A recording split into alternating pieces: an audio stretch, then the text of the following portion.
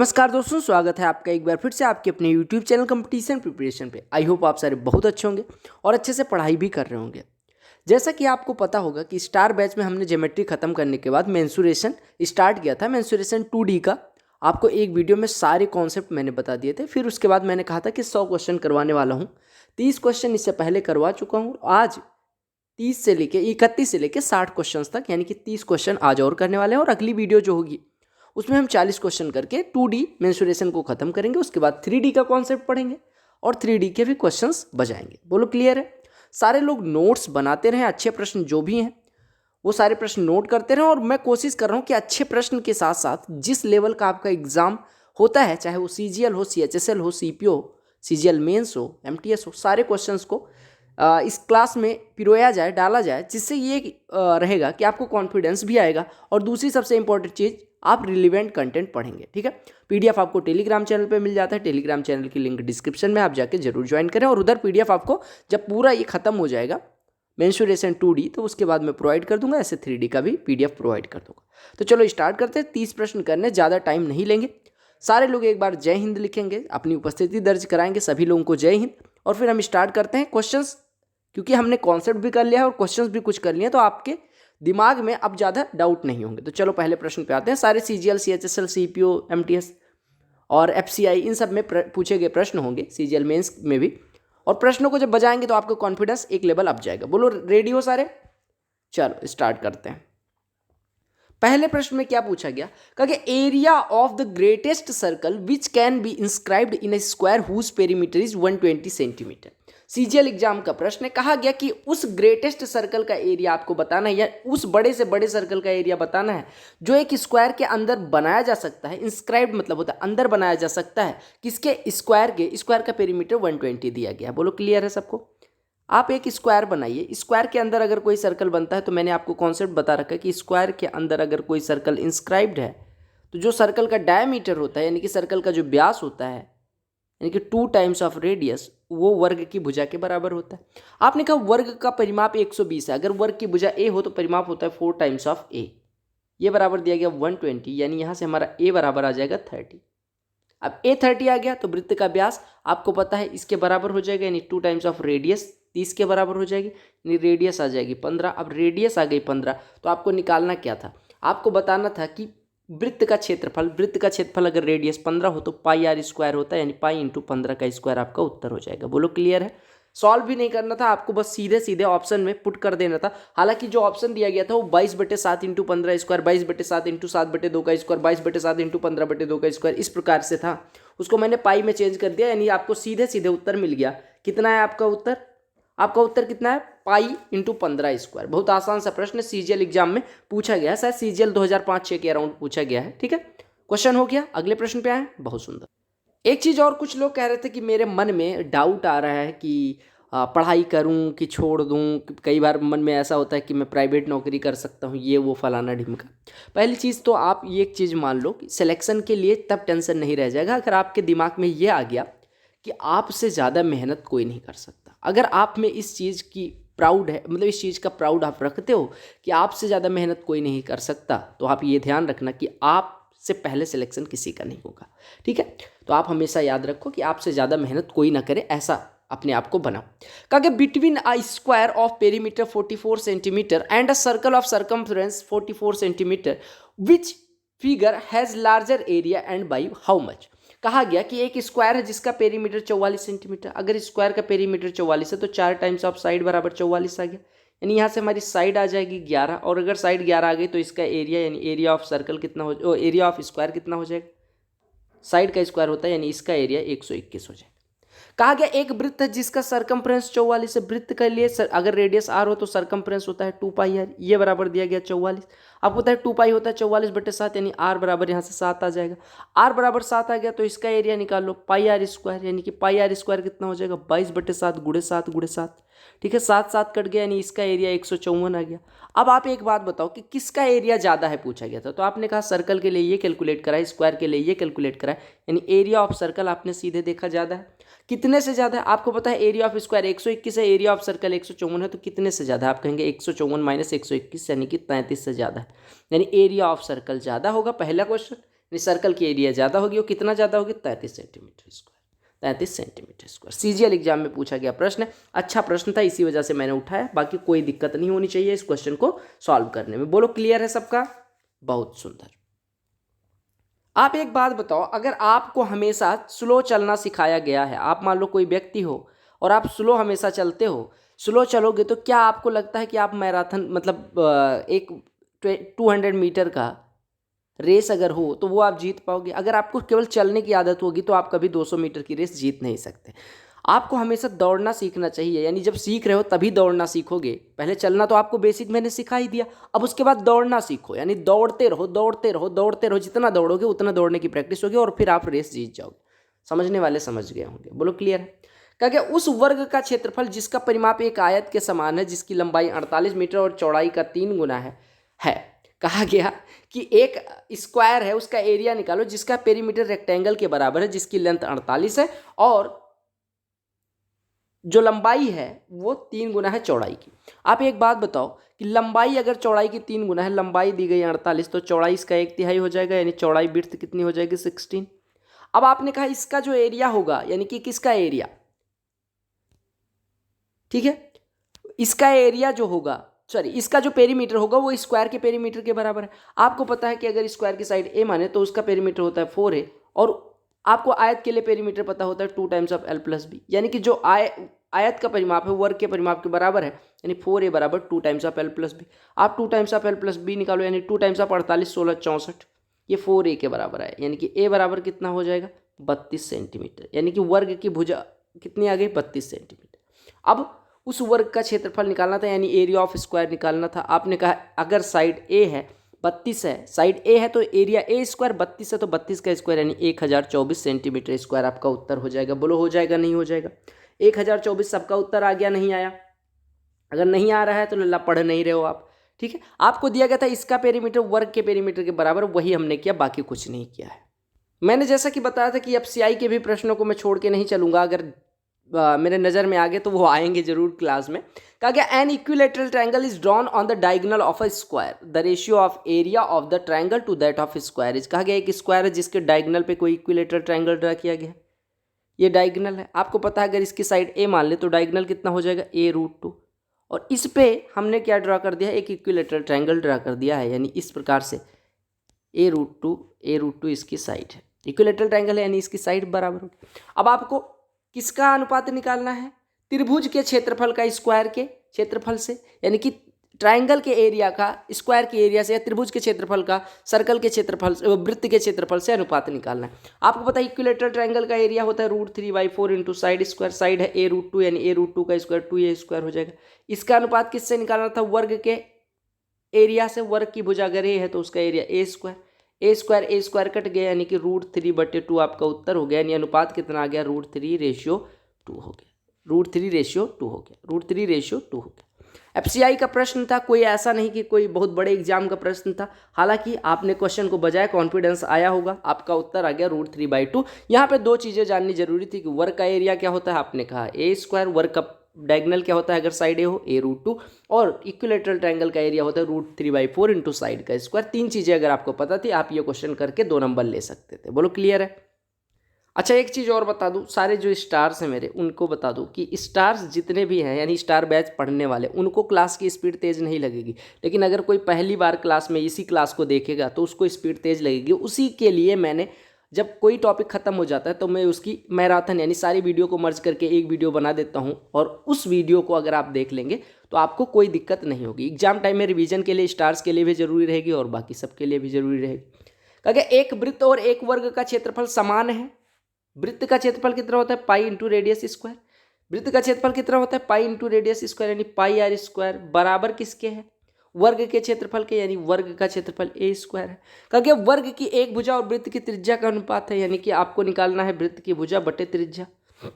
अगर आप यहाँ से सॉल्व करो तो यहाँ से a² बटे r² कितना हो जाएगा लल्ला, π/1 हो जाएगा। अब a/r कितना हो जाएगा, इसी का रूट हो जाएगा, यानी √π/1 आपका अनुपात हो जाएगा, यानी √π/1 आपका उत्तर हो जाएगा। बोलो क्लियर है सबको, बोलो क्लियर है। CHSL एग्जाम का प्रश्न था, बस नॉर्मल सा प्रश्न था, आपने बजा दिया। CHSL 2010 के अराउंड पूछा गया।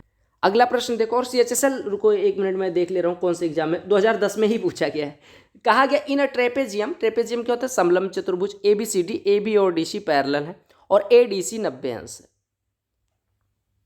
इस प्रकार से है आपका, ठीक है। AB 15 दिया गया है, CD 40 दिया गया है। इस प्रकार से आपका ट्रेपेजियम है। ये मान लो A है, ये D है, ये C है, ये B है। ABCD पैरेलल है, ये दिया गया है पैरेलल है। बोलो क्लियर है। आगे क्या दिया गया, ADC 90 अंश है, ये 90 हमने मान लिया। ये आपको दिया गया 15, CD दिया गया 40। आपसे कहा गया डायगोनल AC बराबर है 41 का, ये जो है वो 41 का है, ठीक है। तो आपको समलंब चतुर्भुज का एरिया निकालना है। बहुत आसान सा क्वेश्चन बन गया। आपने कहा ट्रायंगल ADC को देखो, ये राइट एंगल ट्रायंगल है, एक 41 है, एक 40 है, तो तीसरी भुजा 9, क्योंकि ट्रिपलेट 40 41 और 9 40 9 और 41 होता है। अब आपने कहा कि AB और DC पैरेलल हैं और इनका जो बीच की दूरी है या इसकी ऊंचाई है समलंब चतुर्भुज की, देखो ये परपेंडिकुलर ड्रा करेंगे तो इसकी ऊंचाई मिल जाएगी, यानी हाइट आई है, जो AD आया है वो हाइट की वैल्यू आई है, वो कि 9 आ गई। अब एरिया निकालना है समलंब चतुर्भुज का, यानी कि आपको पता है ट्रेपेजियम का एरिया कितना होता है, half into sum of parallel sides. Sum of parallel sides हो जाएगा 40 + 15 इंटू उनके बीच की दूरी या हाइट, तो आपने कहा 9। आपने सॉल्व कर लेना है, ये 55 का आधा 27.5 हो जाएगा, इसको 9 से गुणा करना है, तो आपने कहा 27 नवैया कितना होता है, 27 नवैया होता है 243, उसमें 4.5 जोड़ देंगे तो 247.5 सेंटीमीटर स्क्वायर आपका उत्तर आ जाएगा। बोलो क्लियर है। अब यहाँ पे आपको जानना क्या था, आपको बस इतना जानना था कि जो समलंब चतुर्भुज का एरिया होता है वो होता है half into sum of parallel sides into height. और देखो सारे लोगों ने बजा दिया प्रश्न, ध्यान ही नहीं दिया किसी ने कि CGL मेंस का है, यानी CGL मेंस में ऐसे प्रश्न आते हैं और 2 नंबर आपको देके जाते हैं। अगर आपको कॉन्सेप्ट नहीं पता रहेगा तो नहीं हो पाएगा। देखिएगा अगला प्रश्न बहुत सुंदर सा है। कहा गया 2 circles with centre A and B and radius 2 units touch each other externally at C। 2 वृत्त हैं जिनकी रेडियस बराबर है, वो एक दूसरे को C पे टच करते हैं। एक वृत्त ये मान लो और दूसरा वृत्त आपका ये वाला हो गया, ठीक है। इसका सेंटर A दिया गया है, इसका सेंटर B दिया गया है। ये टच कहाँ पे करते हैं, C पे टच करते हैं, ये C बिंदु है, ठीक है। आपसे कहा गया एक तीसरा वृत्त है जिसका केंद्र C ही है और वो उसकी रेडियस भी 2 है। अगर उसकी रेडियस 2 हो गई तो बाकी दोनों के सेंटर से वो होके जाएगा, यानी तीसरा वृत्त हमारा इस प्रकार से मिलेगा। आपसे कहा कि जो तीसरा वृत्त है इसको D पे मिलता है, इसको E पे मिलता है, तो आपको क्वाड्रिलेटरल ABDE की एरिया बतानी है। अब आपको देखना है, आपको पता होना चाहिए कि जो ये ABDE बनेगा ये क्या बनेगा, ट्रेपेजियम बनेगा। देखो आपको पता है ये 2 है, ये 2 है, ये भी 2 है, ये भी 2 है, ठीक है। अगर मैं यहाँ से परपेंडिकुलर ड्रॉ कर दूँ, यहाँ से परपेंडिकुलर ड्रॉ कर दूँ, तो जितनी दूरी इसकी होगी उतनी दूरी इसकी होगी, क्योंकि रेडियस समान है। तो इन दोनों का देखो A सेंटर वाले और C सेंटर वाले का ये देखो कॉमन आर्क है, वो मतलब कॉमन एरिया है। और ये भी ऐसे 2 सेंटीमीटर वाले 2 वृत्तों का कॉमन एरिया जो एक दूसरे के केंद्र से होके जाते हैं। बोलो क्लियर है। तो आपने कहा अगर ये दूरी निकालना है, आपको पता है अगर परपेंडिकुलर ड्रॉ किया गया है तो इसकी कॉमन कॉर्ड को ये बाइसेक्ट करेगा। हमेशा जानो कि बाइसेक्ट करता है। ये देखो अगर इसको मिला दें तो आपको पता है कि अगर रेडियस जो होती है वो इस पर परपेंडिकुलर होती है। रेडियस परपेंडिकुलर हो गई तो यानी कि ये परपेंडिकुलर हो गया, ये परपेंडिकुलर हो गया, यानी कि हमारी हाइट, ये जो हाइट है ये कैसे निकलेगी, आपको पता है ये बाइसेक्ट कर रहा है, यानी ये 1 हो गया, ये 1 हो गया, ऐसे ये 1, अगर ये 2 है, ये 1 है, तो ये √3, यानी कि ये जो ट्रेपेजियम बना है इसकी हाइट आ गई √3। पाइथागोरस लगा दिया, हमने कहा ये परपेंडिकुलर है, 1 2 है, 1 है, 1 √3 हो जाएगा। आपको पता है ये परपेंडिकुलर, तो जितनी भुजा ये उतनी भुजा ये, साथ में जितना ये उतना ही ये, तो अगर ये बात करें तो 1 1 मिलके 2, तो ऐसे ये भी 2 हो गया। यानी ये जो ट्रेपेजियम बना उसकी साइड हमें पता चल गई दोनों पैरेलल, और हमें उनके बीच की दूरी यानी उसकी हाइट पता चल गई। तो ट्रेपेजियम ABDE यानी क्वाड्रिलेटरल ABDE जो है वो ट्रेपेजियम है और उसका एरिया कितना हो जाएगा, half into sum of parallel sides. Sum of parallel side AB पूरा कितना है 4 प्लस D कितना है 2 इंटू इनके बीच की दूरी या हाइट, तो ये √3 हो जाए। तो 4 2 6 का आधा 3 √3 स्क्वायर यूनिट आपका एरिया हो जाए। कितना हो जाएगा, 3 √3 स्क्वायर यूनिट आपका एरिया हो जाएगा। बोलो सबको समझ में आ गया। बहुत आसान सा प्रश्न है, सुंदर सा प्रश्न है, सबको समझ में आ जाना चाहिए। बोलो क्लियर, बहुत सुंदर। अगला प्रश्न देख लो, CGL Tier 2 एग्जाम का प्रश्न है, लेकिन अभी ये भूल जाओ कि CGL मेंस में है। कहा कि 24 सेंटीमीटर भुजा वाले एक समबाहु त्रिभुज में इसकी भुजाओं को स्पर्श करते हुए एक वृत्त अंकित है, तो शेष भाग का क्षेत्रफल बताना। एक समबाहु त्रिभुज है, अगर इसकी भुजाओं को टच करता हुआ एक वृत्त खींचा गया, इसका मतलब वो इन सर्कल होगा, इन सर्कल हो गया। तो आपको एरिया जो बची हुई एरिया निकालनी है, यानी ABC मान लो इक्विलेटरल ट्रायंगल था, यानी आपको ये वाली एरिया निकालनी है जो वृत्त के और त्रिभुज के बीच में, यानी ये वाली एरिया। तो मैं कहूँ अगर ट्रायंगल के एरिया में से सर्कल का एरिया घटा दिया जाए तो आपका एरिया आ जाएगा रिमेनिंग। आपने कहा इक्विलेटरल ट्रायंगल है जिसकी साइड A बराबर 24√3 है, तो इसके 24 सेंटीमीटर है, तो इसका इन रेडियस कितना होता है A/2√3।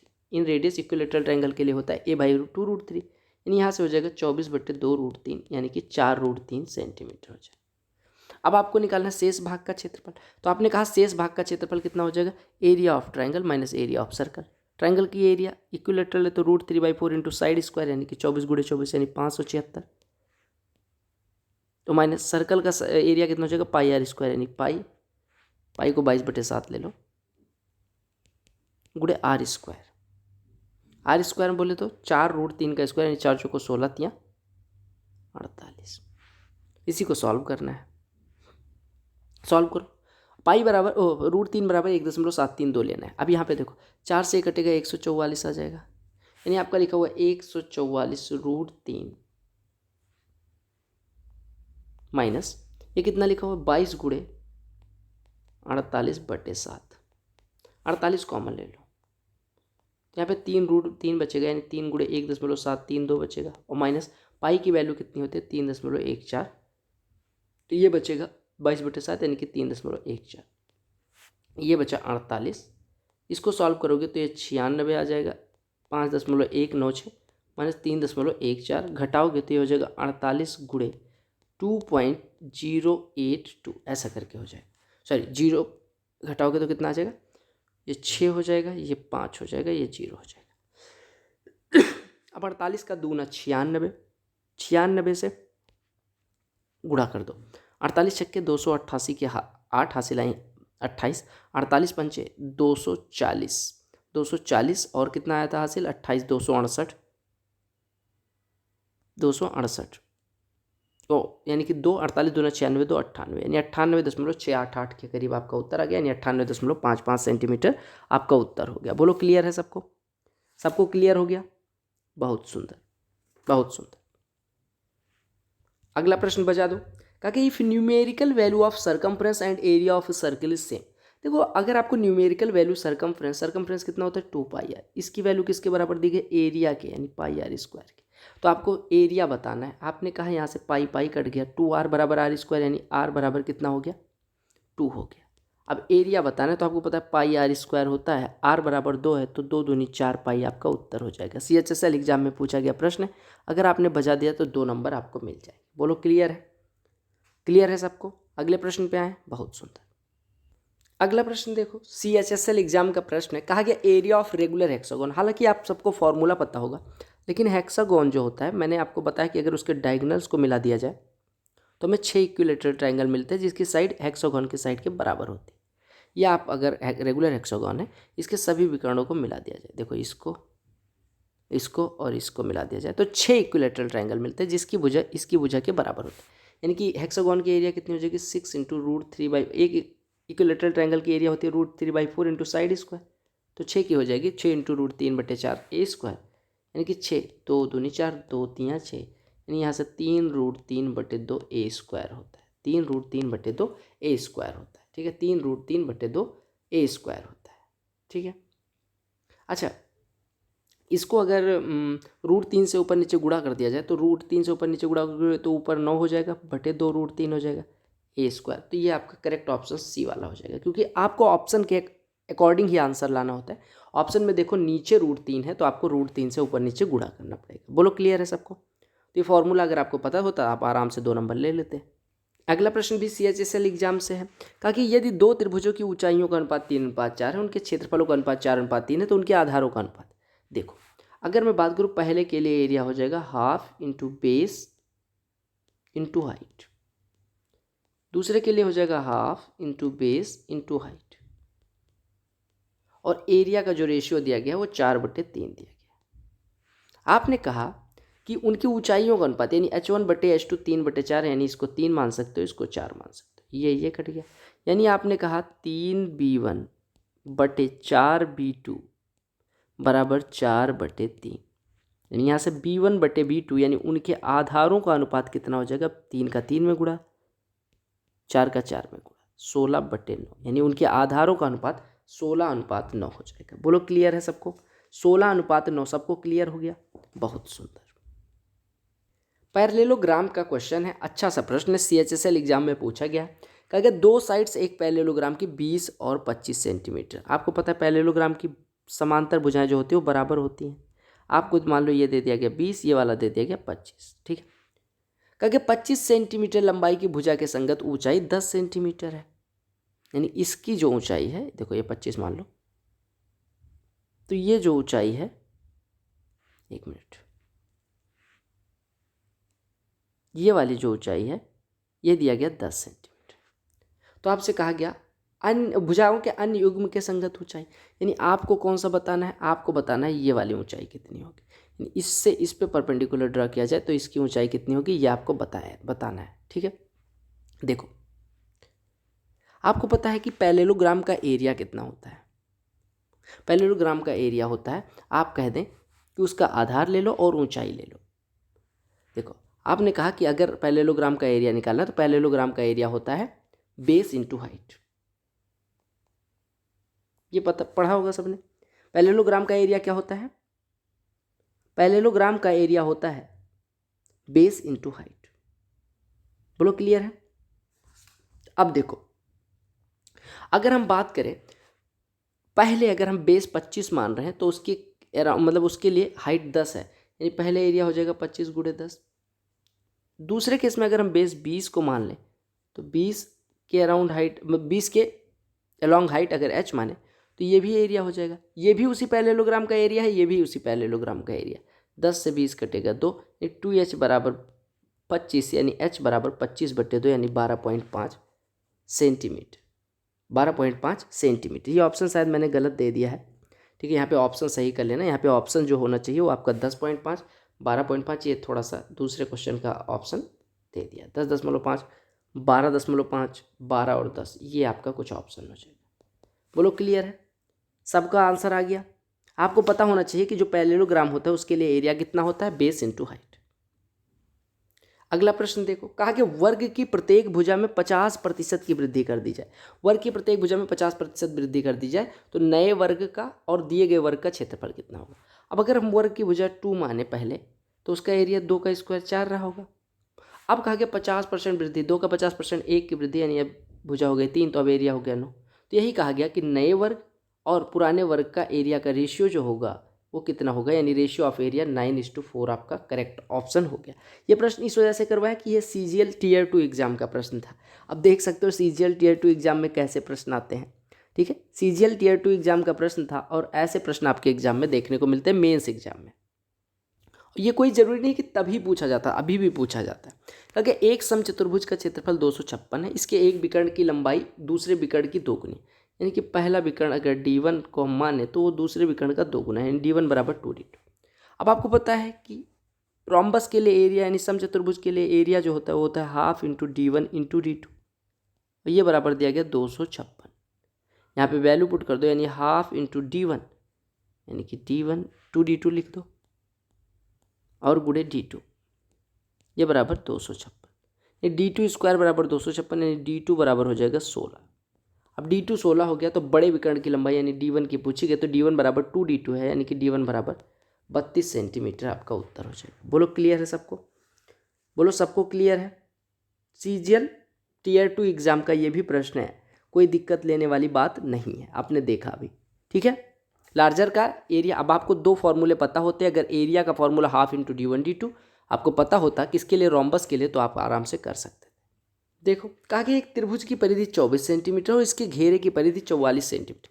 कहा गया कि अगर एक त्रिभुज की बात करें वो 24 सेंटीमीटर, यानी कि त्रिभुज की परिधि होती है 2S, ये बराबर 24 दी, यानी सेमी पेरीमीटर कितना हो जाएगा 12।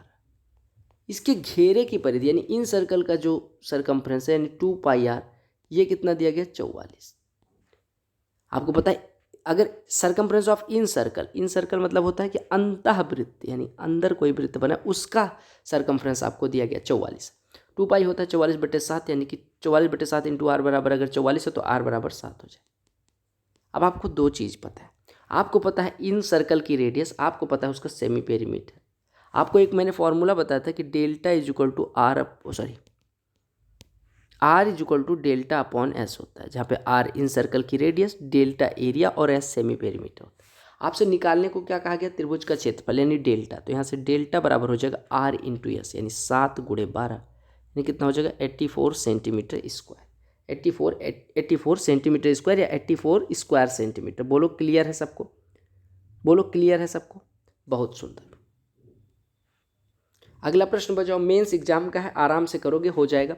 क्योंकि perimeter of an equilateral triangle is equal to circumference of a circle. Perimeter equilateral triangle के लिए क्या होता है 3 इंटू साइड, और ये बराबर दिया गया है सर्कमफ्रेंस के यानी 2 पाई इंटू रेडियस के, 2 पाई इंटू रेडियस के। अब कहा गया उनके एरिया का रेशियो बताओ। यहाँ से साइड कितनी आ जाएगी 2/3 पाई आर। अब देखो अगर हम बात करें इक्विलेटरल ट्रायंगल का एरिया होता है √3/4 इंटू साइड का स्क्वायर। साइड कितना होता है, साइड दिया गया 2/3 पाई आर, तो इसका स्क्वायर करोगे तो 4/9 पाई स्क्वायर आर स्क्वायर, और बटे वृत्त का एरिया होता है pi r square. Pi r square से ये पावर ये कट गया, यानी आपका उत्तर आ गया √3 पाई, 4 से 4 कट गया /9, √3 पाई /9, यानी कि आप √3 गुणे पाई की वैल्यू 22/7 और /9 यानी कि 9 नीचे आ जाएगा तो गुणे 9 आ जाएगा। ठीक है, तो आप अगर √3 से काट दो 9 को तो ये 3√3 हो जाएगा, यानी आपका अनुपात आ गया 22:7 गुणे 3√3 यानी 21√3। 22:21√3 आपका उत्तर हो जाएगा। 22:21√3 आप सभी का उत्तर हो जाएगा। बोलो क्लियर है। सीजीएल मेंस का प्रश्न था, आराम से आप करके क्वेश्चन को सॉल्व कर सकते हैं। ये भी मेंस का प्रश्न है। कहा कि ABCD एक स्क्वायर है जो एक सर्कल में इंस्क्राइब्ड है। एक सर्कल है जिसके अंदर एक स्क्वायर बना हुआ है। ठीक है, हालांकि ये सर्कल कम छिला हुआ अंडा ज़्यादा लग रहा है। ये आपका सर्कल है, सर्कल की रेडियस r दी गई है, यानी कि सर्कल का जो डायमीटर होगा वो वर्ग के लिए डायगोनल के बराबर होगा। वर्ग के लिए डायगोनल होता है साइड इंटू √2, तो ये बराबर दिया गया है वर्ग के व्यास के बराबर, यानी वृत्त के व्यास के बराबर, यानी यहाँ से हमारा साइड बराबर आ जाएगा √2r। अब आपसे कहा गया तब वर्ग के बाहर स्थित वृत्त के कुल भागों का क्षेत्रफल बताना। वर्ग के बाहर स्थित यानी ये वाला पार्ट, ये वाला पार्ट, ये वाला पार्ट और इस वाले पार्ट का एरिया पूछा गया।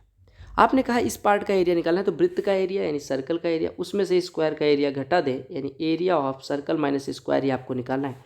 एरिया ऑफ सर्कल कितना होता है pi into r square, minus square का कितना होता है, साइड अगर √2r हो तो √2r का स्क्वायर हो जाएगा, यानी आपका हो गया pi r square minus 2r square. अगर आर स्क्वायर कॉमन ले लो तो r square into pi minus 2 आपका बचे हुए भाग का एरिया हो जाएगा। R square into pi minus 2 आपका बचे हुए भाग का एरिया हो जाएगा। बोलो क्लियर है। सीजीएल मेंस एग्जाम 2014 या 15 में पूछा गया प्रश्न है, आराम से कर सकते थे। बोलो क्लियर है। अगला प्रश्न देख लो। कहा गया एक वृत्त के चतुर्थांश के आकार में कागज की एक शीट का परिमाप। चतुर्थांश हमने सेमी सर्कल देखा था, आप क्वाड्रेंट देखते हैं। आपको पता है क्वाड्रेंट का पेरीमीटर अगर निकालना है तो आपको पता है कि 360 अंश अगर कोई कोण बनाता है तो 2πr पूरे वृत्त का होता है 2πr परिमाप। तो 1/4 का कितना हो जाएगा 2πr/2, यानी πr/2। इस चाप की लंबाई हो जाएगी πr/2।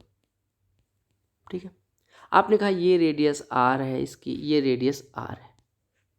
परिमाप कितना है, परिमाप कितना दिया गया है, परिमाप कितना हो जाएगा r प्लस ये वाला दूरी प्लस इतनी दूरी, यानी परिमाप पेरीमीटर बराबर हो जाएगा 2r प्लस πr/2। यानी यहाँ से r कॉमन ले सकते हैं, यानी 2 प्लस π/2, π/2 होता है 11/7, यानी पेरीमीटर हो जाएगा r गुणे 7 दूनी 14 11 25/7। यानी आपको याद रखना है सेमी सर्कल की क्वाड्रेंट सर्कल यानी कि सर्कल के चौथे भाग का अगर आपको रेडियस r दे दी जाए तो उसका पेरीमीटर होता है r इंटू 25/7, जो कि दिया कितना गया 75। 25 से 75 कटेगा 3, यानी r बराबर 7 गुणे 3 यानी 21। अब रेडियस 21 आ गई तो आपका एरिया कितना हो जाएगा। एरिया आपको पता है किसके लिए, क्वाड्रेंट के लिए कितना होता है 1/4 πr स्क्वायर, यानी 1/4 गुणे 22/7 गुणे 21 गुणे 21, 7 × 21, यानी आपका उत्तर हो गया 22 × 66 और गुणे 21/4। 66 11 छक्के 21 छक्के 126, हासिल आएगी 12, 21 छक्के 126 12 138। इसको डिवाइड करना है 4 से, 4 से डिवाइड करोगे 4 × 12 1 18 4 चौको 16 4 छक्के 24.5। 346.5 आपका एरिया हो जाएगा। बोलो क्लियर। तो आपको जो फॉर्मूला याद रखना था वो क्या याद रखना था कि क्वाड्रेंट के लिए जो पेरीमीटर होता है, यानी कि सर्कल के चौथे भाग के लिए जो पेरीमीटर होता है वो कितना होता है, 25/7 r। अगर कोई पूछे कैसे तो आप निकाल के दिखा भी सकते हो। बोलो क्लियर है। अगला प्रश्न सीपीओ एग्जाम में पूछा गया, आराम से करोगे। बताओ इस प्रश्न का उत्तर कितना होगा। सीपीओ एग्जाम का पिछला वाला प्रश्न भी था, ये वाला प्रश्न। अगर two isosceles triangle have equal vertical angles and their area in the ratio of 9:16, the ratio of their corresponding height is. देखो एक बात बताओ, मान लो कि ये इक्विलेटरल ट्राइंगल का एंगल बराबर है, ठीक है, एंगल बराबर है। इसका बेस मान लो बी है, B1 है, इसका बेस B2 है, ठीक है। बोलो क्लियर है। अगर इक्वल वर्टिकल एंगल है, इक्वल वर्टिकल एंगल है यानी कहने का मतलब अगर इसकी साइड x है तो ये वाली साइड, अगर इक्वल वर्टिकल एंगल है यानी x ये है तो y ये है। अब अगर हम एरिया निकालें, जो मान लो ये दोनों बराबर है, ये आइसोसेलेस बन रहा है, ये y है, इन दोनों के बीच का कोण यहाँ थीटा है, यहाँ थीटा। तो अगर पहले वाले ट्राइंगल का एरिया निकालने जाए तो हाफ इंटू दो साइड का गुणनफल यानी x इंटू एक्स यानी x², और गुणे अगर इनके बीच का कोण साइन वो थीटा है तो ये साइन थीटा। ये फार्मूला आपको मैंने बताया। ऐसे दूसरे वाले के लिए अगर हम निकालने जाएंगे तो हाफ इंटू वाई गुणे वाई यानी y² और गुणे इनके बीच का कोण अगर थीटा तो साइन थीटा, और ये बराबर दिया गया 9/16। अब संगत ऊंचाइयों का अनुपात आपको निकालना है, संगत की ऊंचाइयों का अनुपात। अब अगर ऊंचाइयों का अनुपात निकालना है तो जो भुजाओं का अनुपात होगा वही इनकी संगत ऊंचाइयों का अनुपात हो जाएगा। यानी यहाँ से हमारा हाफ हाफ कट गया, साइन थीटा यानी x/y बराबर 3/4। तो यही इनकी ऊंचाइयों का भी अनुपात हो जाएगा। आपको पता है कि करेस्पॉन्डिंग साइड्स, ये देखो अगर इसका x/y है, दूसरे वाली साइड का भी x/y है, एंगल इनके बीच का बराबर है तो ये दोनों सिमिलर हो जाएंगे। अब ये सिमिलर हो गए तो जो इनकी भुजाओं का अनुपात होगा वही इनकी हाइट्स का भी रेशियो हो जाएगा। यानी इनकी हाइट्स का रेशियो कितना हो गया, 3/4। कितना हो गया, 3/4 हो गया। कितना हो गया, 3/4 हो गया। बोलो क्लियर है सबको। सीपीओ एग्जाम का पूछा गया प्रश्न, आराम से कर सकते हैं। कितना हो गया आपका उत्तर, 3/4 हो गया। समझ आ गया सबको, करें चल, बहुत सुंदर। सीजीएल एग्जाम का ये भी प्रश्न है, कहा गया if the area of a circle is A, radius of the circle is r and circumference is C. वो सरकमफ्रेंस क्या होती है, रेडियस r है तो 2πr, ये बराबर कितनी दी गई, c। बोलो क्लियर है। आपको एरिया पता है कितना होता है, एरिया बराबर होता है πr²। बोलो क्लियर है। अब आपको ए और सी के बीच रिलेशन निकालना है, ए और सी के बीच का रिलेशन निकालना है। आप एक काम कर सकते हो, आप दोनों को डिवाइड कर दो तो आप कहोगे πr² इधर लिखो, ए इधर लिखो, दोनों को डिवाइड करोगे तो ये ऐसे कट जाएगा। यानी यहाँ से पाई कट जाएगा, यानी 2r/r² यानी 2/r is equal to c/a। यानी यहाँ से हमारा 2a बराबर r इंटू सी हो जाएगा। यही आपका रिलेशन हो जाएगा, 2a बराबर r इंटू सी, यानी सेकेंड ऑप्शन आपका करेक्ट हो जाएगा। ये सीजीएल एग्जाम का प्रश्न 2015-16 शायद 15 में या 16 में पूछा गया है। तो आपका उत्तर हो गया r into C is equal to 2a। बोलो क्लियर है। यानी अगर आपको सरकमफ्रेंस पता है, आपको पता है रेडियस, तो आप सरकमफ्रेंस कितना होता है 2πr, और इंटू आर गुणा कर दो 2πr² यानी 2 इंटू πr² की वैल्यू a होती है। अगला प्रश्न देखो और बजाओ। कहा गया C1 and C2 be inscribed and circumscribed circle of a triangle with sides 3, 4 and 5। एक सर्कल है, इसकी साइड 3 मान लो, ये 4 मान लो, ये 5 मान लो। एक सर्कल इंस्क्राइब्ड है यानी इसके अंदर खींचा गया है, और दूसरा सर्कल इसके बाहर खींचा गया है, ये मान लो। देखो ये मान लो, ठीक है। या ऐसे देखो, ये आपका सर्कल है। आपको पता है कि जो सरकम सर्कल होता है, सरकम सर्कल C2 है। बोलो क्लियर। सरकम सर्कल है C2 और इन सर्कल है C1। इन सर्कल की जो रेडियस होती है राइट एंगल ट्रायंगल के लिए 3, 4, 5 भुजाएं तो राइट एंगल बनेगा, ये होती है P + B - h/2, ठीक है। और जो सरकम सर्कल होता है उसकी हाइट जो होती है वो h/2 होती है, उसकी वैल्यू जो होती है उसकी रेडियस वो h/2 होती है। अब पहले इसके C1 की रेडियस निकाल लो, तो 3, 4, 7 -5 2/2 यानी कि 1 इसकी रेडियस, और इसकी रेडियस 5/2 यानी कि 2.5 हो जाए, या 5/2 लिख लो सीधे। अब इनकी रेडियस इनकी एरियाज का रेशियो C1 और C2 के निकालना है, तो C1 की रेडियस 1 है, C2 की रेडियस 5/2 है, तो इसका एरिया पाई इंटू 1 स्क्वायर हो जाएगा। दूसरे वाले का पाई इंटू 5/2 का स्क्वायर हो जाएगा। पाई पाई कट गया, यानी 1/25/4 हो जाएगा, 4 ऊपर चला जाएगा, यानी 4:25 आपका रेशियो हो जाएगा एरियाज का। किसके किसके दोनों सर्कल C1 और C2 के। तो आपको याद रखना है कि अगर उनकी राइट एंगल ट्राइंगल कोई है तो उसका जो इन रेडियस होता है वो perpendicular plus base minus hypotenuse by 2 होता है, और जो सरकम रेडियस होता है उसकी वैल्यू होती है हाइपोटेन्यूज बटे 2। तो ये दोनों फॉर्मूले अगर पता थे ये प्रश्न बजा सकते थे। इसका फॉर्मूला मैंने करवाया, इस पर क्वेश्चन करवाया। आप कहेंगे बिल्कुल कैसे? कहा गया एक वृत्ताकार स्विमिंग पूल 4 मीटर चौड़ी कंक्रीट की दीवार से घिरा हुआ है। ये मान लो स्विमिंग पूल है, ये एक दीवार है जिसे ये घिरा हुआ है। दीवार कंक्रीट की है, मन करे संगमरमर की है, मुझे मतलब नहीं, बस ये कहा गया घिरा हुआ है। ये मान लो इस तरह से घिरा हुआ है, कंक्रीट की दीवार से घिरा हुआ है। ठीक है, ये दीवार है, ये मान लो ऐसे, ये कंक्रीट बनाए दे रहा हूँ मैं।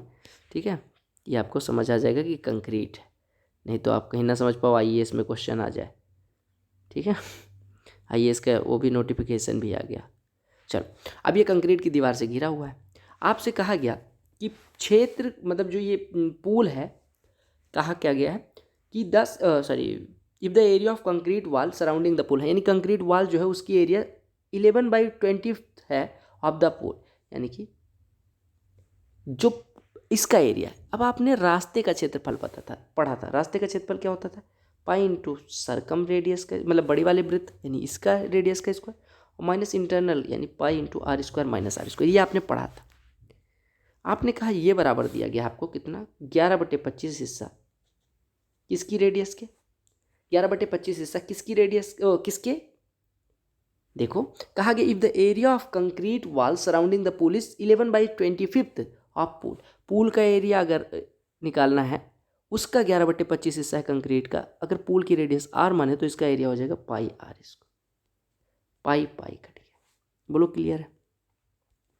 आप अगर यहाँ से सॉल्व करो तो ये R square minus R square बराबर हो जाएगा 11/25 R स्क्वायर। हो जाएगा नहीं हो जाएगा? यानी आपने कहा R स्क्वायर बराबर, इसको इधर भेज दोगे तो ये 36/25 स्मॉल R स्क्वायर आ जाएगा। जोड़ देना, यानी आप कह सकते हैं R/R बराबर कितना हो जाए? R स्क्वायर बटे R स्क्वायर, ये इसको इधर ले आओ तो 36/25, यानी R/R बराबर 6/5। यानी बाहर वाले वृत्त की रेडियस अगर 6 यूनिट है तो अंदर वाले वृत्त की रेडियस 5 यूनिट है। अब देखो, आपने कहा बाहर वाले वृत्त की रेडियस कितनी है? 6 यूनिट। अंदर वाले की कितनी है? 5 यूनिट। यानी कि मोटाई, यानी कि ये जो चौड़ाई है रास्ते की, या जो कंक्रीट का वो बनाया गया दीवार, उसकी चौड़ाई कितनी हो जाएगी? 6 यूनिट माइनस 5 यूनिट यानी 1 यूनिट। और 1 यूनिट कितना दिया गया है? चौड़ाई कितनी दी गई? 4 मीटर, यानी 1 यूनिट बराबर 4। तो आपसे पूछा गया था 5 यूनिट की वैल्यू, यानी इसकी वैल्यू अंदर वाले का, यानी 5 चौको 20 हो जाएगा। अब एग्जाम में बजाना है तो कैसे बचोगे? आपने कहा पाई इंटू कैपिटल R की वैल्यू R+4 दी गई है, क्योंकि आपको पता है ये वृत्त है, इसके बाहर ये R है, ये चौड़ाई 4, ये चौड़ाई 4 है, तो ये R प्लस 4। देखो ये इतना R इतना 4, तो R+4, तो R+4 का स्क्वायर माइनस R स्क्वायर, ये बराबर दिया गया था 11/25 हिस्सा पाई R स्क्वायर। यहाँ से स्मॉल r की वैल्यू आ जाती सीधे सीधे, तो R कट गया। यानी यहाँ इसको सॉल्व करोगे तो A+B इंटू A-B, यानी कि कितना हो जाएगा? A+B यानी 2R+4 इंटू A-B यानी कि 4, ये बराबर हो जाता है 11/25 R स्क्वायर। अब इसी को सॉल्व करना था, तो मैंने कहा ये ना सॉल्व करके आप सीधे सीधे क्या सॉल्व कर लो, सीधे सीधे आप जो मैंने जिस तरह से करवाया वैसे सॉल्व कर लो। ठीक है, इसको कैपिटल R मानो, इसको स्मॉल r मानो, आराम से निकाल लो R और R का रेशियो। और आपको पता है कि R और R, अगर R 6 यूनिट है, स्मॉल r 5 यूनिट, तो इनका जो इनके बीच दीवार है उसकी कितनी हो जाएगी? 6 - 5 यानी 1 यूनिट। 1 यूनिट बराबर 4, तो इंटरनल रेडियस यानी कि 5 यूनिट बराबर 5 चौको 20 हो जाएगा। बोलो क्लियर है? अगला प्रश्न देखो, CGL Tier 2 एग्जाम का प्रश्न है, आराम से कर सकते हो। बोलो प्रश्न में कुछ दिख रहा है? कहा गया area of N isosceles trapezium. Isosceles trapezium क्या होता है? जिसकी बगल बगल की दो भुजाएं जो असमांतर भुजाएं वो बराबर है। हाइट कहा गया 2/11 है पैरेलल साइड्स के योग का। पैरेलल साइड्स का जो अनुपात है वो 4:7 है, यानी ये 4x है तो ये 7x है। तो इनके बीच की हाइट, मतलब इनकी हाइट कितनी हो जाएगी ट्रेपेजियम की? आप कहेंगे ट्रेपेजियम की हाइट हो जाएगी 4x, अगर ये है 7x ये है तो इसका योग कितना हो जाएगा 11x, और इसका 2/7 हिस्सा है, वो 2/11 हिस्सा है हाइट, यानी कि 2/11 हिस्सा ऑफ 11x, यानी कि हाइट है 2x। अब यहाँ से एरिया निकाल सकते हो। एरिया कितना हो जाएगा? एरिया होता है half into sum of parallel sides, यानी 7×4 = 11x, और इंटू हाइट यानी 2x, और ये बराबर कितना दिया गया है 176। आपने कहा 2 से 2 करके 11x² बराबर 176, यानी x² बराबर 16, यानी यहाँ से x बराबर 4 हो गया। अब x बराबर 4 आ गया तो आपको एक विकर्ण की लंबाई निकालनी थी। आपको पता है अगर आइसोसेलेस ट्रेपेजियम है तो उसके दोनों विकर्ण बराबर होंगे। आपने ये वैल्यू अगर निकालनी है तो आपने कहा बस आराम से निकल के आ गया। आपको पता है, क्या पता है लल्ला? आपको पता है कि ये हाइट कितनी आई है? हाइट 2x थी, यानी कि ये 8 हो गई। हाइट कितनी हो गई? 8 हो गई। हाइट कितनी हो गई? 8 हो गई। आपको पता है अगर ये 4x है, ये 7x है, तो अगर हम यहाँ से परपेंडिकुलर ड्रा कर देते हैं तो ये जो परपेंडिकुलर होगा, यानी कि इतनी दूरी भी 4x हो जाती है, क्योंकि आइसोसेलेस ट्रेपेजियम है। तो अगर ये 4x है तो ये भी 4x, और ये दोनों 3x/2 3x/2, यानी कि अगर इसकी दूरी की बात करें, किसकी? इसकी दूरी की, तो 3x/2 हो जाएगी। 3x/2 यानी कि 3 × 4/2, यानी कि इसकी दूरी हो जाएगी 6।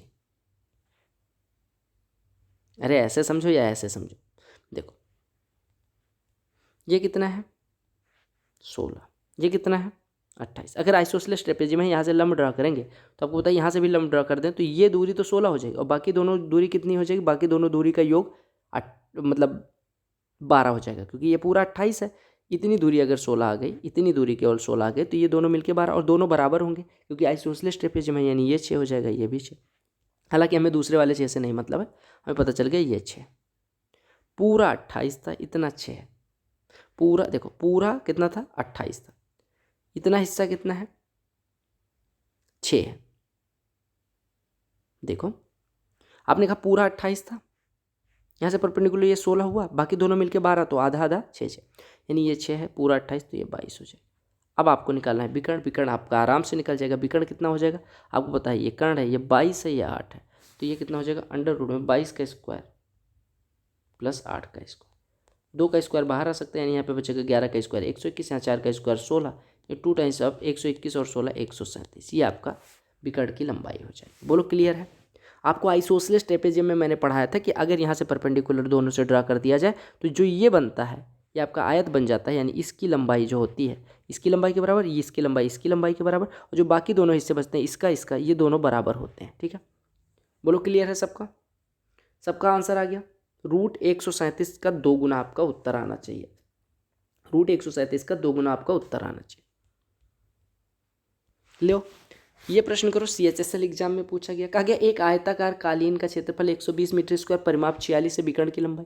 आपने कहा परिमाप कितना होगा? अगर लंबाई L है, चौड़ाई B, तो 2 टाइम्स ऑफ L + B बराबर आपको दिया गया 46, यानी L + B कितना हो गया 23।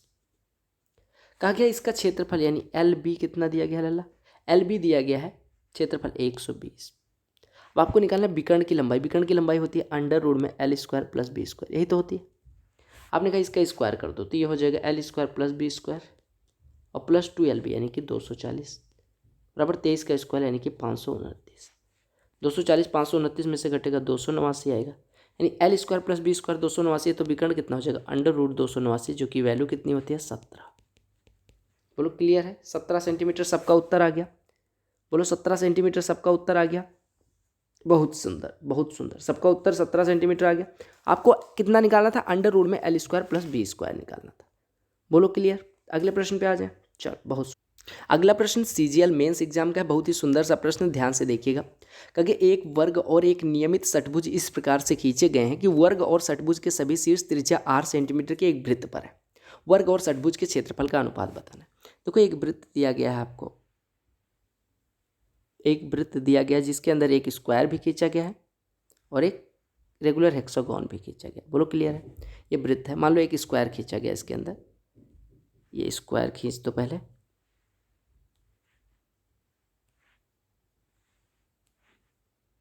ये आपका स्क्वायर खींचा गया। 1 मिनट, स्क्वायर खींच दो पहले ढंग से इन द सेंस लगना चाहिए स्क्वायर है, ठीक है, लगना चाहिए स्क्वायर है, ये स्क्वायर है आपका, ठीक है। वृत्त को थोड़ा सा हम सही कर लेते हैं ताकि ये वृत्त ही लगे, कुछ और ना लगे, ठीक है। एक मिनट, ये लो बन गया। अब इसके अंदर एक हेक्सागोन भी खींचा गया है, हेक्सागोन खींचा गया, यानी हेक्सागोन कुछ इस प्रकार से बनेगा आपका। एक मिनट,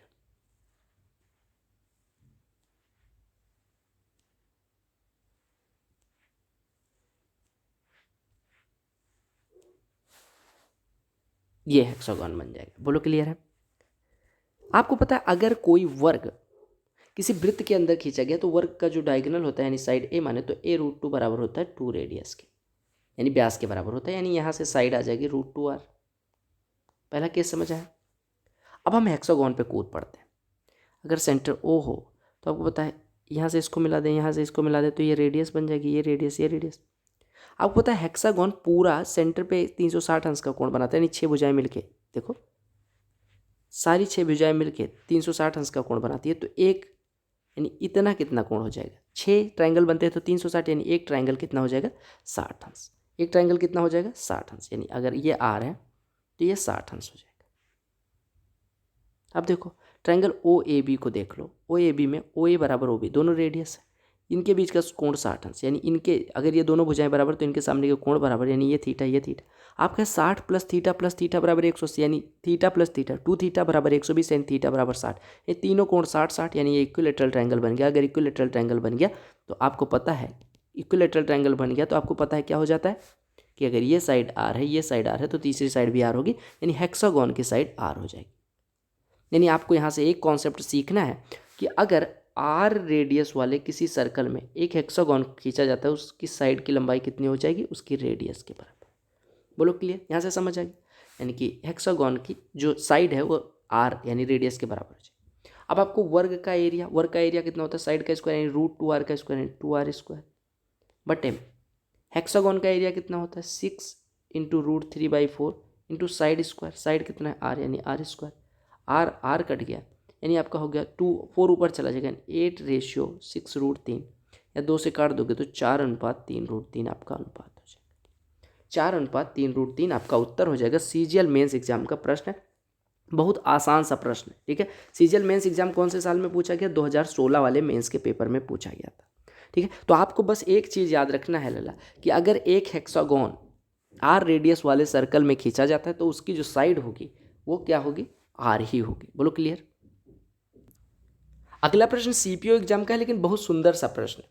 कहा कि यूनिट रेडियस के 3 सर्कल एक दूसरे को टच करते हैं, टच करवा दो भैया। एक सर्कल ये है, एक सर्कल ये है, एक सर्कल ये तीनों एक दूसरे को टच करते हैं। कहा कि एक बड़ा सा सर्कल है जो इन तीनों सर्कल्स को टच करता है, यानी ये वाला, इसकी रेडियस पूछी गई। आप एक काम करो, आप तीनों के सेंटर को मिला दो, तीनों के सेंटर को मिला दोगे तो हमें एक इक्विलेटरल ट्रायंगल मिल जाएगा, सबको पता है, जिसकी साइड एक एक मिलके 2 हो जाएगी। अगर आप बात करें इस सेंटर, जो ये बड़ा वाला सर्कल है, इसका सेंटर ओ हो, मान लो ABC हमारा बन रहा है, तो अगर OA को मिला दें तो आपको पता है O जो होगा वो ट्रायंगल ABC के लिए सेंट्रॉयड होगा। ध्यान से देखिएगा, यानी O जो होगा, यानी जो सेंटर बड़े वाले सर्कल का होगा वो सेंट्रॉयड हो जाएगा छोटे वाले सर्कल के लिए। तो AO की लंबाई कितनी हो जाएगी, यानी अगर ये O है तो AO की लंबाई कितनी हो जाएगी, सेंट्रॉयड अगर O है तो आपको पता है जो इक्विलेटरल ट्रायंगल होता है उसके लिए सेंट्रॉयड, सरकम सेंटर, इन सेंटर सब बराबर होते हैं, तो ये जो OA होगी वो उसकी सरकम रेडियस हो जाएगी, और सरकम रेडियस होती है साइड बटे √3, यानी OA सरकम रेडियस हो जाएगी। वो जो होगा वो आपको पता है इक्विलेटरल ट्रायंगल के लिए जो सेंट्रॉयड होता है वही सरकम सर्कल होता है, वो सरकम सेंटर होता है, वही इन सेंटर होता है, वही ऑर्थो सेंटर, सारे वही होते हैं, यानी लंब केंद्र, परिकेंद्र, अंतः केंद्र सारे केंद्र के बिंदु पे ही होते हैं। तो OA जो होगा वो उसका क्या हो जाएगा, सरकम रेडियस हो जाएगा। देखो OA OB OC तीनों सरकम रेडियस, और सरकम रेडियस होता है साइड बटे √3, साइड दी गई 2 तो 2 बटे √3 ये होगी। अब एक बात बताओ, अगर बड़े वाले वृत्त की त्रिज्या हमें फाइंड करनी तो मैं एक काम कर सकता हूँ, आप कहेंगे क्या, मैंने कहा एक काम करो, इसको यहाँ तक मिला दो, यानी M तक मिला दो, और आपको पता है ए इसका सेंटर है, ए अगर सेंटर है इसका तो ए एम की लंबाई कितनी हो जाएगी ए, क्योंकि यूनिट ट्राइंगल वाला यूनिट साइड वाला यूनिट रेडियस वाला सर्कल है। तो ए एम 1 है, ओ ए आपका 2/√3 के बराबर है। तो बड़े वाले वृत्त की त्रिज्या यानी ओ एम बराबर हो जाएगी ओ ए यानी कि 2/√3 प्लस ए एम यानी कि ए। अब इसका एरिया निकालना था तो एरिया कितना निकल के आ जाएगा पाई इंटू रेडियस स्क्वायर यानी pi into O M square. जैसे पाई गुड़े ओ एम देखो 2/√3 + 1 है, इसका स्क्वायर हो जाएगा यानी आपका कितना हो जाएगा पाई इंटू 2 + √3 का स्क्वायर बटे √3 का स्क्वायर 3 हो जाएगा। यानी आपका हो गया पाई/3 2 + √3 का स्क्वायर। यानी यहाँ से आपका रेडियस कितना आ गया और एरिया कितना आ गया पाई/3 इंटू 2 + √3 का स्क्वायर। यही आपका उत्तर हो जाएगा। बोलो क्लियर। तो आपको बस ये याद रखना जो ट्राइंगल बनेगा ये देखो ए बी सी, उसके लिए ये सेंट्रॉयड हो जाएगा। और सेंट्रॉयड अगर हो गया तो ओ ए की लंबाई आप आराम से निकाल, क्योंकि ओ ए सर्कम रेडियस हो जाएगी। सेंट्रॉयड कहें या सर्कम सेंटर कहें सारे एक ही होते हैं इक्विलेटरल ट्राइंगल के लिए, यानी ओ सर्कम सेंटर। तो ओ ए की लंबाई होती है साइड/√3। तो यहाँ से हमारा ये आ गया ए एम 1 है यानी पूरा हो गया 2/√3 + 1। सीपीओ एग्जाम का प्रश्न है, अच्छा प्रश्न बजाओ। कहा गया 24 सेंटीमीटर लंबाई की एक डोरी को पहले वर्ग के रूप में मोड़ा जाता है, फिर वर्ग की एक भुजा को आधार मानकर एक समकोण त्रिभुज बनाया जाता है। देखो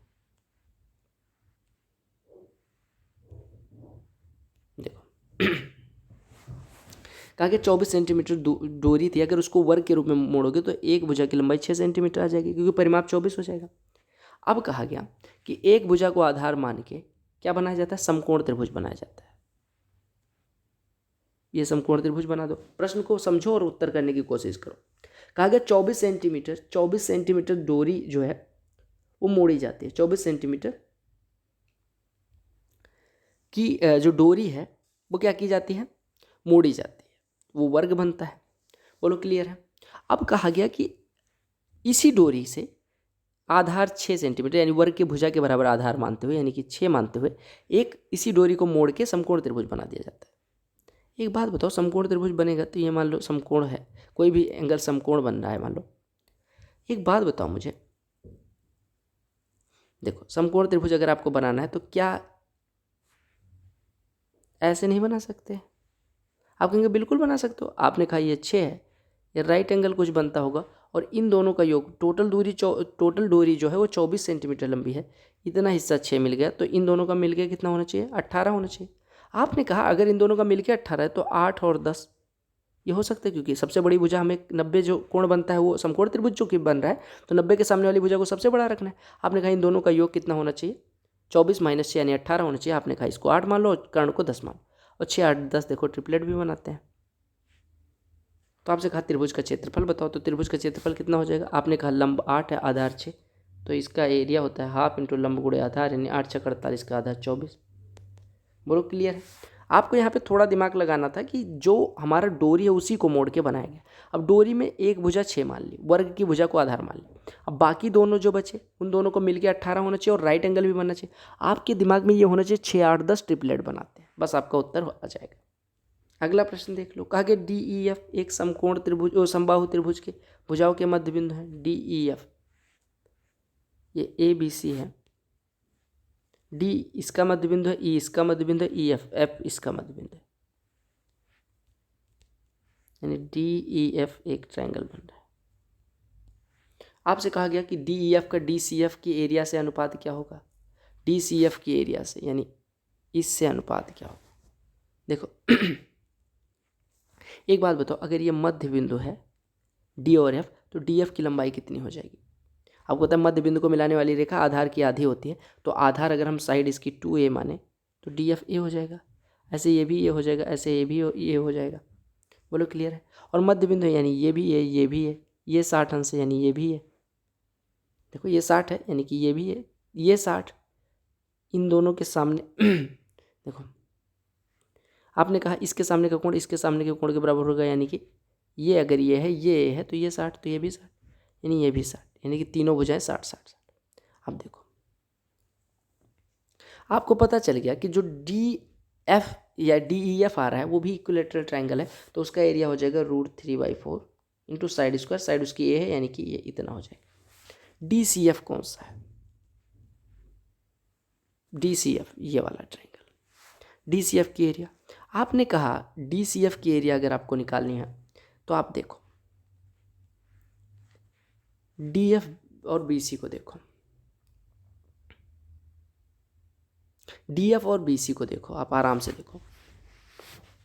आपने कहा कि DF और BC दो पैरेलल लाइंस हैं क्योंकि आधार के मध्य बिंदु को मिला रहे हैं यानी पैरेलल लाइन, और उस पैरेलल लाइन पे समान बेस पे दो ट्राइंगल बन रहे हैं। देखो कौन सा, एक DFCE बन रहा है और एक DCF बन रहा है। और मैंने आपको बताया है कि दो पैरेलल लाइंस के बीच अगर सेम आधार पे दो पैरेलल लाइंस यानी इसके और इसके बीच अगर समान आधार पे यानी देखो DF आधार पे दो ट्राइंगल बनाए जाएं DEF और DCF तो दोनों की एरिया बराबर होगी, यानी कि DCF की जो एरिया होगी वो DEF की एरिया के बराबर होगी।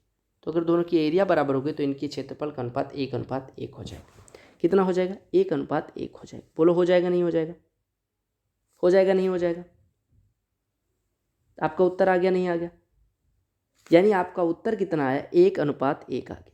आपको यहाँ पे कॉन्सेप्ट जो यूज करना था कि DF पैरेलल हो जाएगा BC के, क्योंकि D और F मध्य बिंदु है, मध्य बिंदु को मिलाने वाली रेखा DF BC की आधी होगी, पैरेलल भी हो जाएगी क्योंकि देखो पैरेलल क्यों हो जाएगी, क्योंकि आपको पता है ये 60 है, ये 60 है, ये मध्य बिंदु ये मध्य बिंदु, यानी ये इनके सामने के कोण भी 60-60 हो जाएंगे क्योंकि एक कोण 60 अंश तो बाकी दोनों का योग 120 अंश और बाकी दोनों भी बराबर हैं क्योंकि बराबर भुजाओं के सामने के कोण है। तो आपने कहा ये 60 अंश ये 60 अंश यानी ये 60 ये 60, तो आप देखो अल्टरनेट एंगल बराबर यानी DF पैरेलल BC हो जाए। और सेम पैरेलल लाइंस के बीच अगर एक ही आधार पर दो ट्राइंगल यानी ये वाला और ये वाला बन रहे तो दोनों की एरिया बराबर तो इनके एरिया का रेशियो 1:1। तो कहा गया two equal circles intersect so that their centres and the point at which they intersect form a square of 1 centimetre side. देखो कहा गया दो वर्ग हैं, दो सर्कल हैं जो एक दूसरे को इंटरसेक्ट इस प्रकार से करते हैं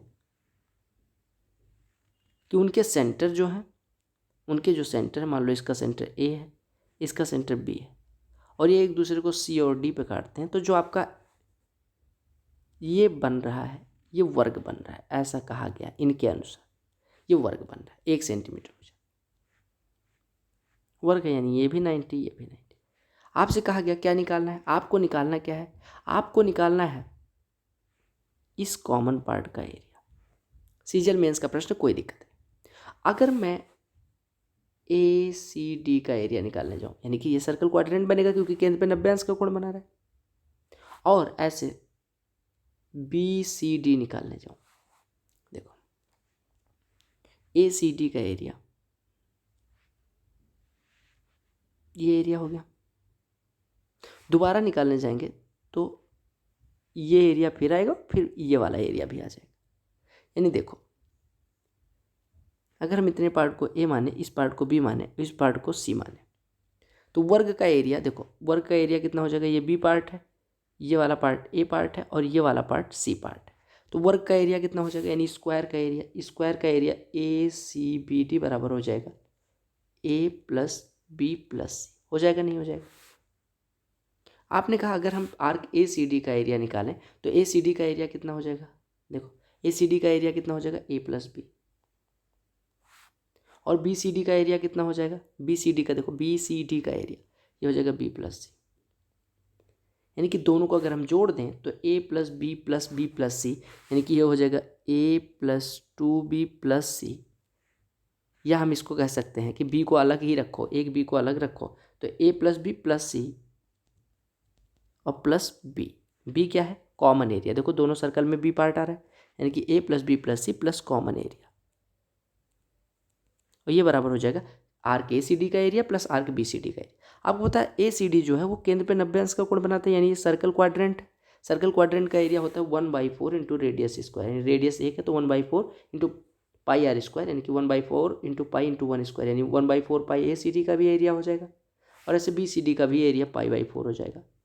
यानी हमने कहा कि अगर इसके एरियाज को सम करते हैं तो वो ABC किसका एरिया है, स्क्वायर का एरिया। देखो हमने कहा दोनों को जोड़ दिया A + B B + C, तो हमने कहा A + B + C को एक साइड में रख रहे हैं प्लस कॉमन एरिया, ये कितना आ गया, दोनों को जोड़ा हमने, ACD का एरिया है π/4 + π/4, यानी दोनों जुड़ के π/2 हो जाएंगे।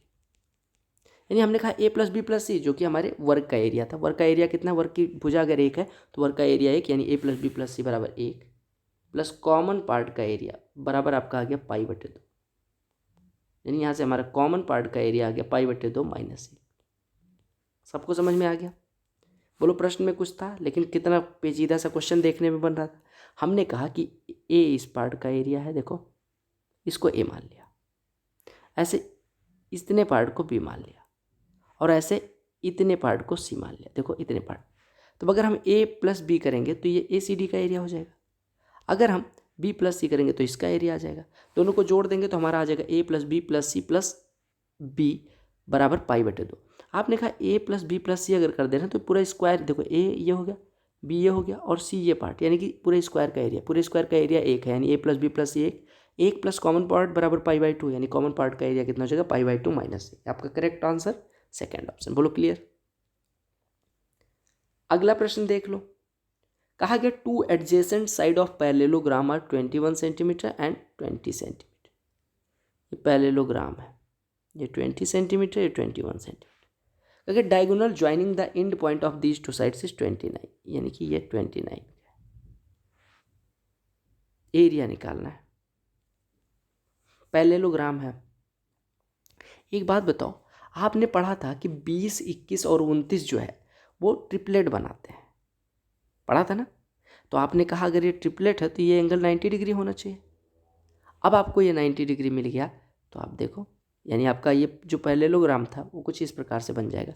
कैसे? देखो देखो ये भुजा 20 दी गई, ये 21 और ये 29। तो आपने कहा ट्रिपलेट यानी 90 डिग्री। अब आपका पैरेललोग्राम आ गया। अब पैरेललोग्राम जो था अगर उसका एक कोण 90 अंश हो गया तो आपको पता चल गया वो आयत बन गया।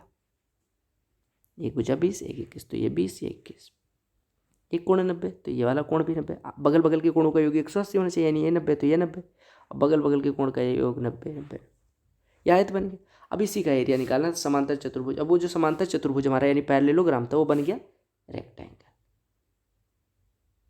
क्यों? क्योंकि ये देखो ट्रिपलेट बन गया, ट्रिपलेट मतलब ये 90 डिग्री हो गया। अब रेक्टेंगल का एरिया होता है लंबाई गुणे चौड़ाई, यानी 20 गुणे 21 यानी कि 420। यानी आपका सीजीएल एग्जाम में पूछा गया प्रश्न ये भी था। तो आई होप आपको ये प्रश्न भी समझ में आ गया होगा। तो आप सभी को धन्यवाद जो आपने यहाँ तक देखा और आपको सारे क्वेश्चंस भी समझ में आ गए होंगे। हमने कर लिए हैं 60 क्वेश्चन 2D ज्योमेट्री पे, ठीक है। हमें करने हैं 40 क्वेश्चन और अगर आपका ऐसा ही साथ रहा तो 100 क्वेश्चन भी पूरे होंगे और फिर हम कूद जाएंगे 3D पे, ठीक है। आपको कमेंट सेक्शन में आज मैं फिर से कह रहा हूँ, इस वीडियो को मिनिमम 200 लाइक टारगेट रख रहे हैं। 200 लाइक आपका एक दिन में होना चाहिए, ठीक है। और दूसरी चीज़, इस वीडियो के अंत में बताएं कि 30 के 30 प्रश्न समझ में आए या नहीं। आपको बताना है कितने 30 में से कितने प्रश्न समझ में आए, ये कमेंट सेक्शन में ज़रूर बताएं, ये रिक्वेस्ट है मेरी, ठीक है। एक बार फिर से थैंक यू, आपने यहाँ तक देखा। PDF आपको जैसा कि मैंने बताया है कि 2D खत्म होने के बाद मिलेगा। Bye bye, take care, all the best for your all coming exams. वंदे मातरम।